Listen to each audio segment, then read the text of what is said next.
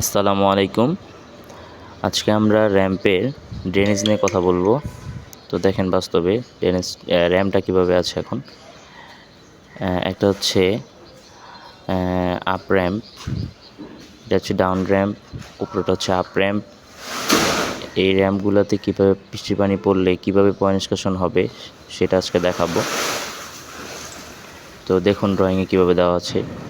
Up ramp down র্যাম্পের শুরুতে একটা হচ্ছে স্ট্রেনার দেওয়া আছে এবং এখান থেকে শেষ হয়ে নিচে দেখেন ডাউন র্যাম্পে এখানেও একটা ডাউন জায়গায় এখানেও একটা আছে স্ট্রেনার।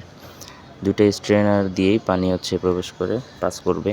তো দেখেন স্ট্রেনারের নিচে কিভাবে সংযোগ দিতে হয় সেটা আমরা প্র্যাকটিক্যালি দেখব ইনশাল্লাহ। এই যে দেখেন পাইপ দেওয়া আছে, এই পাইপটা এখন ঢালার ভিতরে আমি দিয়ে দিচ্ছি মাপ দিয়ে, যাতে পরে আর ভাঙা না লাগে।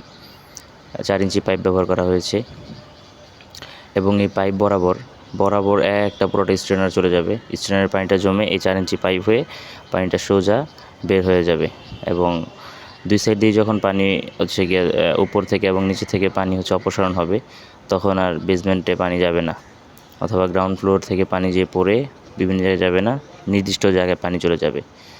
তো সেটা আপনার ঢালার সময় অবশ্যই খেয়াল করবেন এবং সুন্দরভাবে এটা স্থাপন করবেন আশা করি। ধন্যবাদ।